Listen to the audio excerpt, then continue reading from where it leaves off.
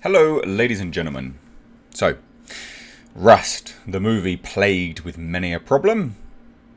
Who's normally in charge of that? Oh, executive producers. Executive producers here are now disavowing the responsibility. What? What? What's going on? What are we doing here?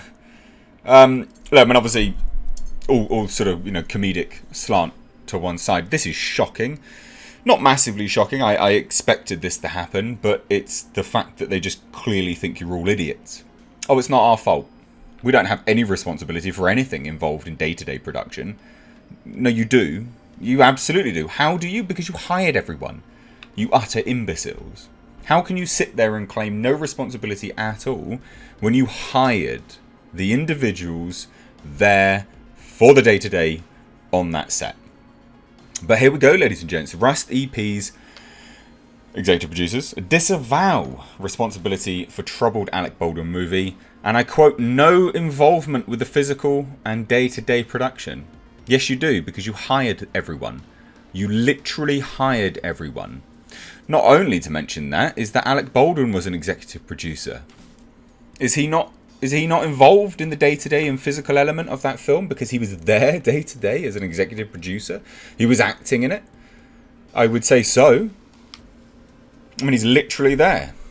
That is the physical element of the day-to-day production, is it not? Yes. Oh, yes. No, it is. So let's dive into this today, ladies and gents. I've got another video on this, which is actually Alec Baldwin's statement. He hasn't really said anything about this entire situation, and now he has, so I thought that would be an interesting thing to cover. Sorry, obviously across the weekend things sort of slowed down a little bit for me, and also last week I had to attend a funeral, so I was a little bit busy, etc. But coverage on this will continue just like I promised. So if you have been appreciating the coverage, please do hit subscribe, please do hit that like button, please do share it. You can also follow me, by the way, on Twitter and Instagram at Missed Reviews. I'm not just a floating head, believe it or not. I have appendages. Anyway, let's have a look at this. So as the Santa Fe Sheriff's Department continues to probe the fatal shooting of cinematographer Helena Hutchins on the set of the Alec Baldwin Western indie Rust last week, so 2 weeks ago now technically, the questions being asked is who is financially on the line for this debacle that could spur civil lawsuits preceding or following potential police indictments. And that's the thing. It seems more and more likely as the days go by that criminal charges will be brought against them, mainly because you've got two individuals lawyering up now. So the armourer and the assistant director, they've lawyered up and issued statements via their lawyers. Not only that, the Sheriff's Department has very, very firmly changed their language on all of this, and it is leading. I mean, it would lead you to believe that criminal charges are on the horizon, and it almost seems inevitable at this stage. I could be wrong, of course. Like, this is just, I've done a lot of videos on this, so it seems to be the general vibe that you get, as things come out, more and more information is coming out. You can see the changing of the tide. Sorry about that, ladies and gents. It's a beam of bright light shining on my face. But anyway, so a deeper look reveals a loose assemblage of producers and financiers who oversaw a troubled production that allegedly cut a number of corners.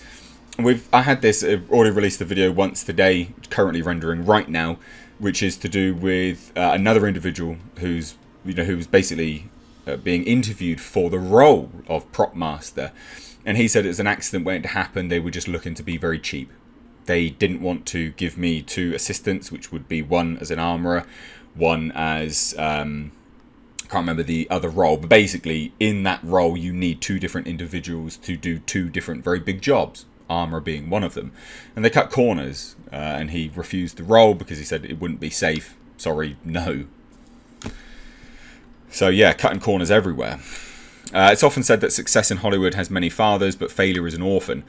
Well, already two of the Rust EPs are wiping their hands clean of the situation. What a fantastic phrase. Well, success in Hollywood, many fathers, failure is an orphan. Yeah, no, literally no one wants to know at that point. No, nothing to do with me. Nothing to do with me. The blame game didn't do nothing. Starts happening. We've had the armourer come out and say I didn't do nothing. You didn't do your job.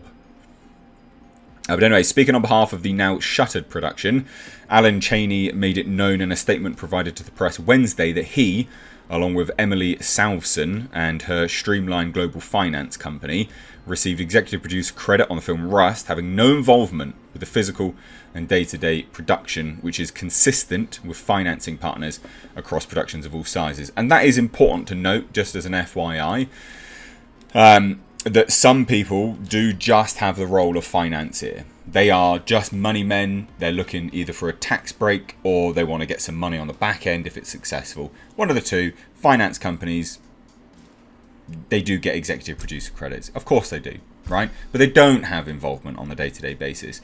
That is completely accurate. Sure, it is. If that is all that they were doing. We don't know.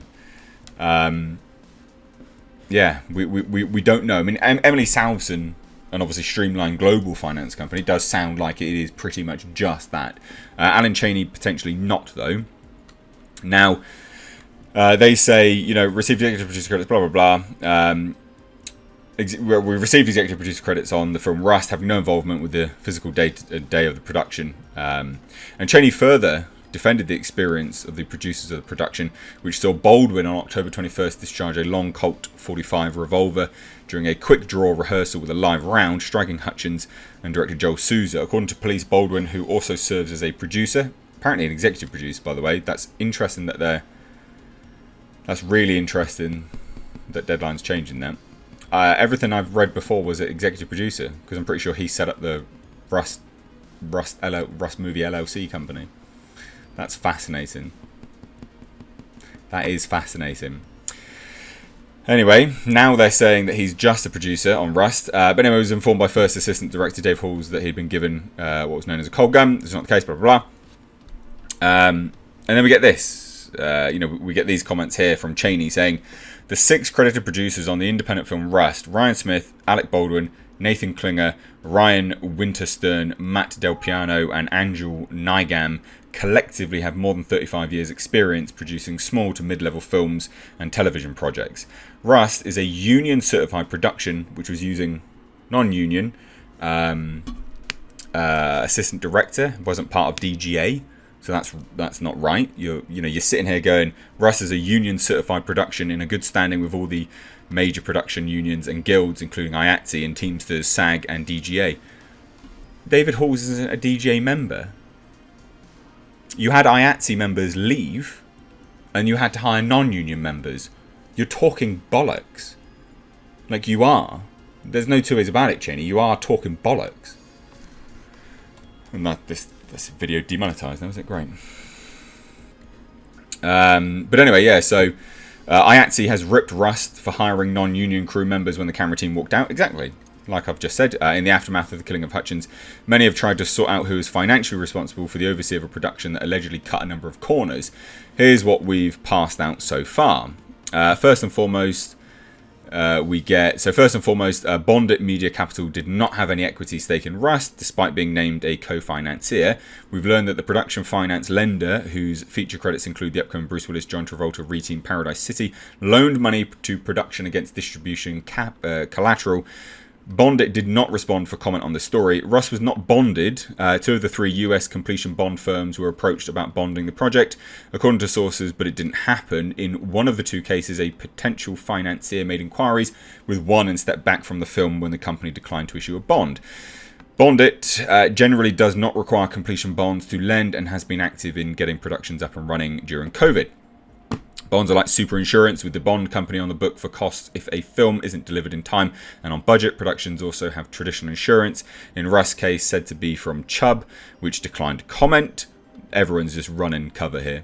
Insurers, as well as banks and other financiers, generally prefer productions have completion bonds but will also insure without. Bonds have fees attached, and with astronomically high COVID costs pounding independent producers, they are increasingly tending to forego them. Sources close to production have informed us that Del Piano, Souza, and Baldwin's manager doesn't have an equity stake in Rust.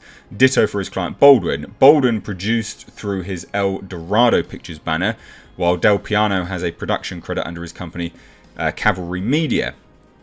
So that's interesting. Baldwin doesn't have an equity stake in it, So who set up Rust Movie LLC? And not only that, Baldwin's the writer. He's the reason this film got made. I don't. To me, it seems like people are running cover for Baldwin, which he is. He is obviously part responsible for this, unequivocally. But then we get this. So, regardless of the finances of Rust, District Attorney Mary Carmack Altwees told NBC News on Wednesday night that she hasn't ruled out Baldwin as a person of interest in her probe. Good. Why would you? He's very important. He's the only one, he's the one that pulled the trigger. He's the one that was holding the gun. And so he's very important. Does that mean that charges will be filed? Not necessarily. It also doesn't mean that they won't be filed. Very ambiguous statement, but we've heard the language change. So it will be interesting to see what happens. So there's literally no way. Trying to figure out who is actually at blame here and who has the investment capital, and who knows. But then we get this, right? And this is what I've been trying to find out. Also, this begs the question: who owns and operates Rust Movie Productions LLC? Sources inform us it's Cheney and Donald Smith, both being Southson's streamlined global business partners, who also operate the production company Thomasville Pictures, one of the production companies on Rust, as indicated on previous casting announcements for the film on Deadline. Thomasville were also partners on Baldwin's previous feature project, Supercell, which has not yet been released. According to the LLC business filings in New Mexico for Rust Movie Productions, LLC, and Thomasville in Georgia, both companies share the same exact business address of 502 S Broad Street, Thomasville, GA, a neoclassical revival house built in 1907, known as the Elijah Leon Neal House. Production sources informed Deadline that Donnell Smith bought to the non-WGA Rust script from Baldwin, which would give the producer equity in the film. So there you go. That's Baldwin's involvement specifically there. In addition, sources who prefer to remain anonymous tell us that Donnell Smith was the day-to-day producer on Rust, who hired Third Shift Media, a production services company based in Atlanta. And there are two Ryan Smiths associated with the Rust production: producer Ryan Donald Smith and Ryan Dennett Smith, who owns Third Shift Media. And it was Third Shift Media that was involved in hiring Halls and the armourer Hannah Gutierrez-Reed. So they messed up massively there. It's just, what an absolute shit show this really is. So, yeah, I mean, there's not an awful lot else to go into here, but people are just going, it's not me. It's not me. It's not me. It's not me. Obviously, of course, no one's going to want to hang blame. Of course they're not. But still, it's looking, more and more certain that something will happen with this. And it will happen soon now, I think.